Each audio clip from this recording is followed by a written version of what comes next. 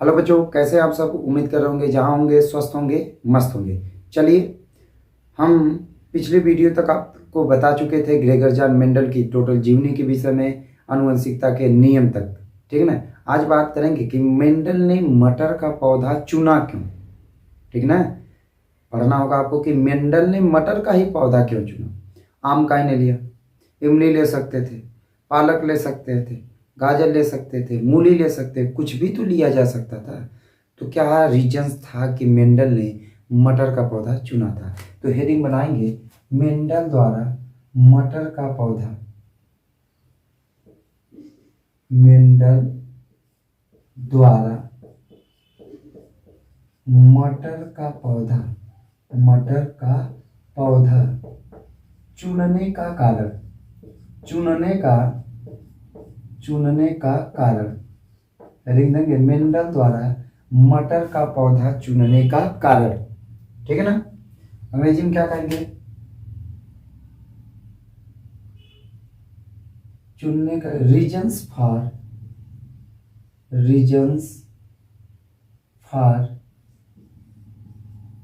Chooses P plants by Mendel.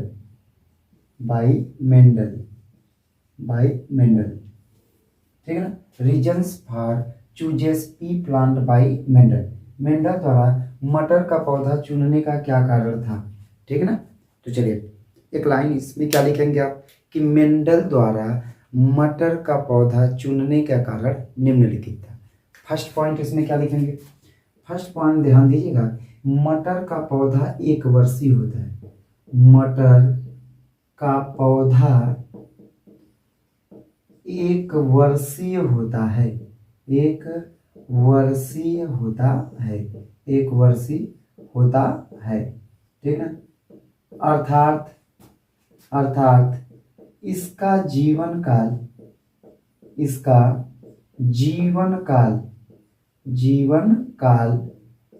3 से 4 माह मतलब क्या होगा? महीने का होता है। यानी मटर का पौधा क्या होता है? एक वर्षीय होता है, जिसका जीवन काल कितने महीने का होता है? 3 से 4 महीने में मटर खत्म हो जाएगी। चलिए, दूसरा पॉइंट बात करेंगे। और क्या था? मटर का जो पौधा है कहीं पर आसानी से उगाया जा सकता है। तो क्या लिखेंगे? इसको कहीं पर भी आसानी से उगाया जा सकता है। मतलब कहीं पर भी इसको आसानी से क्या कर सकते हैं? उगा सकते हैं। ठीक है। चलिए, तीसरा पॉइंट फिर क्या कहेंगे कि मटर में अधिक क्या पाए जाते हैं? विरोधी लक्षण। तो क्या लिखेंगे? इसमें अत्यधिक विरोधी लक्षण, अभी आगे पढ़ेंगे विरोधी लक्षण क्या होते हैं। अत्यधिक विरोधी लक्षण पाए जाते हैं। अत्यधिक विरोधी लक्षण पाए जाते हैं। ठीक है ना। उसके बाद फिर क्या कहेंगे? चौथा पॉइंट क्या कहेंगे कि मटर का पौधा जो होता है इसमें परागण की क्रिया आसानी से कराई जा सकती है। तो लिखेंगे फिर क्या होगा? मटर में परागण की क्रिया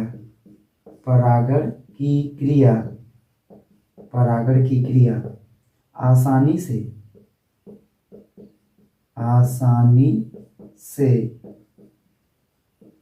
कराई जा सकती है या कराई जा सकती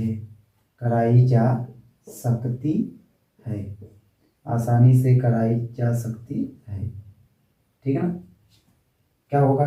पहला पॉइंट क्या लिखे कि मटर का पौधा क्या होता है? एक वर्षीय होता है, अर्थात इसका जीवन काल 3 से 4 माह का होता है। दूसरा पॉइंट, इसको कहीं पर भी आसानी से क्या किया जा सकता है? उगाया जा सकता है।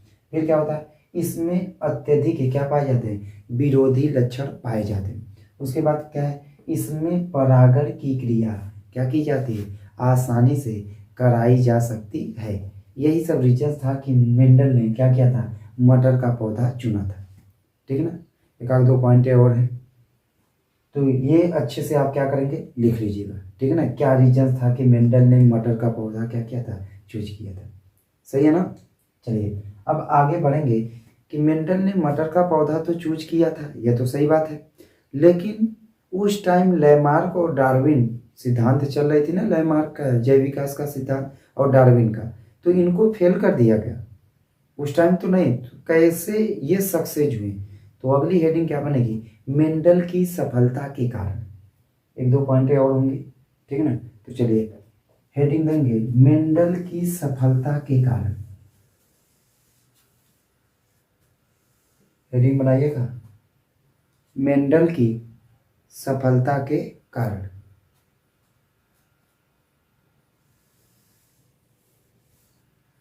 चलिए बेटा हेडिंग बनाएंगे क्या, मेंडल की सफलता के कारण, सफलता के कारण, मेंडल की सफलता के कारण, कारण। ठीक है, क्या लिखेंगे, reasons for success of Mendel. ठीक है ना, क्या रीजंस था कि मेंडल क्या हुए, सफल हुए, क्या रीजन था। तो एक लाइन उसमें भी लिखेंगे कि मेंडल की सफलता के कारण निम्नलिखित थे, मेंडल की सफलता के कारण निम्नलिखित थे। पहला पॉइंट, फर्स्ट पॉइंट, इसमें ध्यान दीजिएगा। फर्स्ट पॉइंट इन्होंने क्या किया था, इन्होंने एक समय में एक ही लक्षण लेकर अपना प्रयोग किया। इन्होंने एक समय में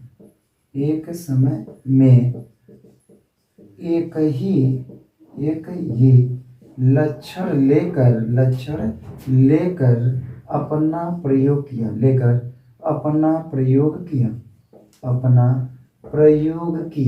प्रयोग किया। ठीक है, पहला पॉइंट तो यह हो गया। उसके बाद दूसरा पॉइंट क्या कहा, दूसरा पॉइंट क्या रीजन था, इन्होंने अपने प्रयोग में शुद्ध जाति के, इन्होंने अपने प्रयोग में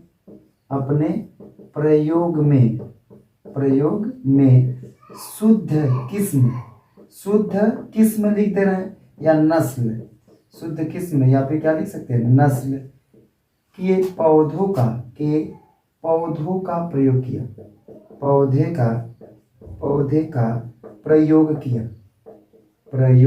किया। ठीक है ना, चलिए यह दूसरा पॉइंट हो गया। तीसरा पॉइंट क्या था, इन्होंने कई पीढ़ियों तक मटर के पौधे पर प्रयोग किया, एक दो पीढ़ी तक नहीं किया था, इन्होंने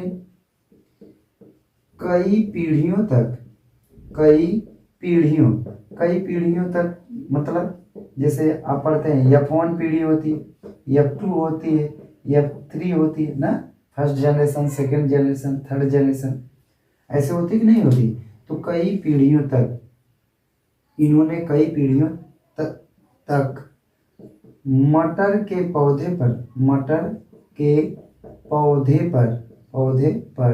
अपना प्रयोग किया। चलिए यह तो तीसरा पॉइंट हो गया। चौथा पॉइंट क्या कहा जाता है, मान लेते हैं इन्होंने प्रयोग किया, ये तो सही बात है, ठीक है ना, लेकिन इन्होंने अपने प्रयोग में एक चीज ध्यान दीजिए, प्रयोग से जो निष्कर्ष प्राप्त हुआ था उस निष्कर्ष का पूरा डाटा रखा, मतलब पूरा आंकड़ा रखा। इन्होंने मतलब कौन, मेंडल ने, इन्होंने प्रयोग से प्राप्त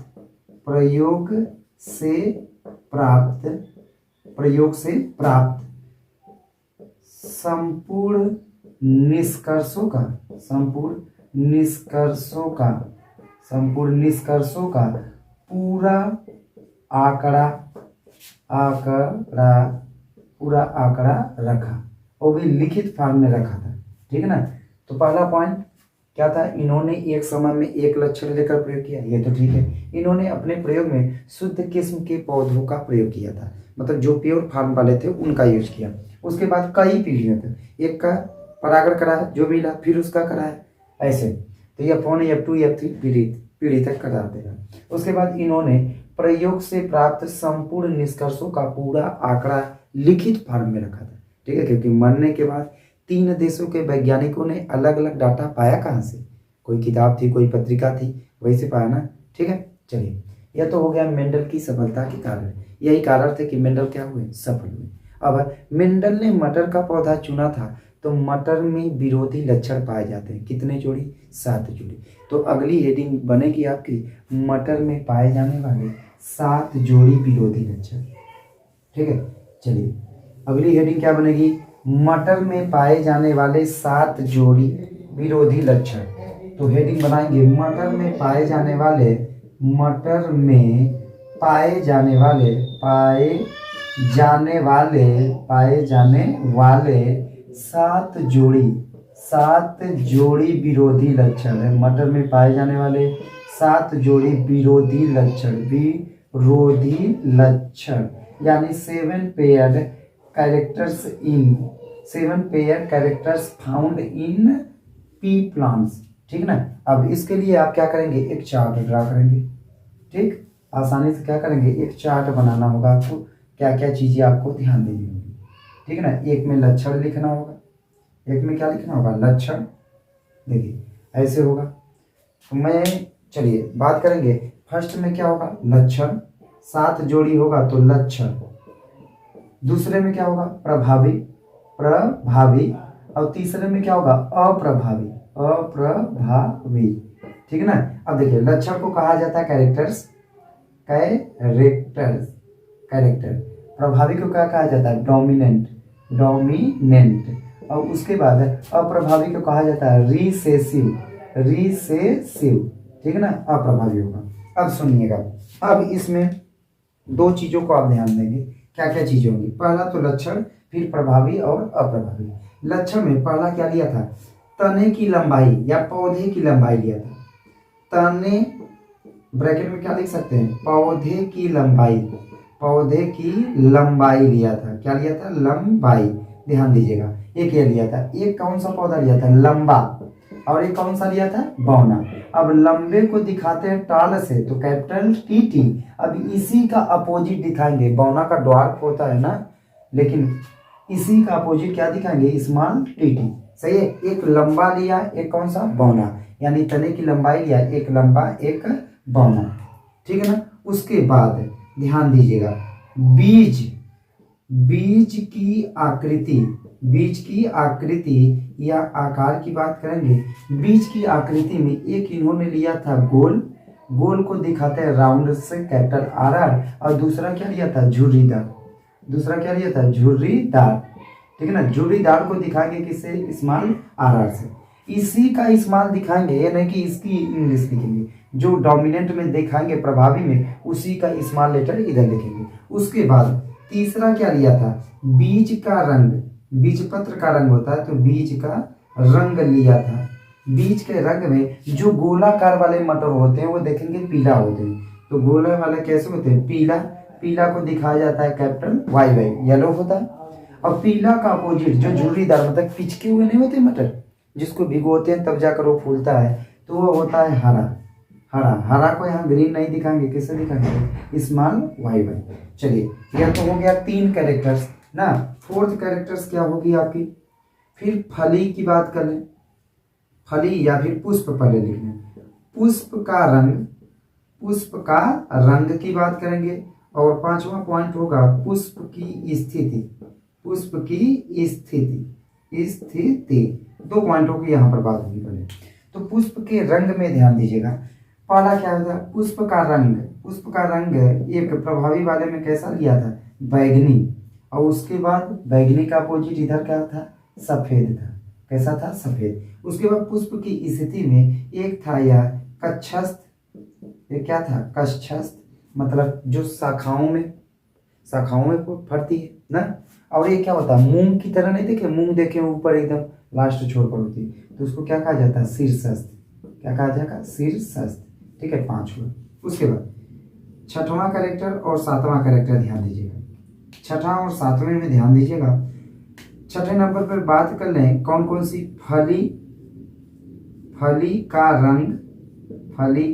रंग और फली की आकृति लिया था। फली की आकृति। अब ध्यान दीजिए, इसको इससे क्लोज कर देना है, ठीक है ना। देखिए अब फली का रंग, फली मतलब यहाँ छिम्मी की बात करेंगे जिसमें मटर अंदर होता है। हरा वाला मटर नहीं आता, कौन सा, ये सफल मटर नहीं, अभी मार्केट में आ जाएगा दिसंबर लास्ट तक या दिसंबर में आ जाएगा आपको, छिम्मी जिसको बोलते हैं आप।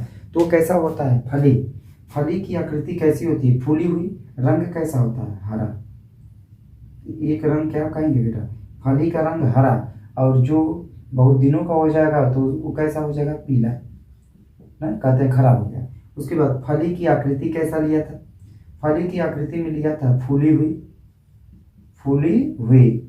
और दूसरा क्या लिया था, एक क्या पत्ता जिसको बोलते हैं उसको क्या कहा जाएगा, पिचकी हुई,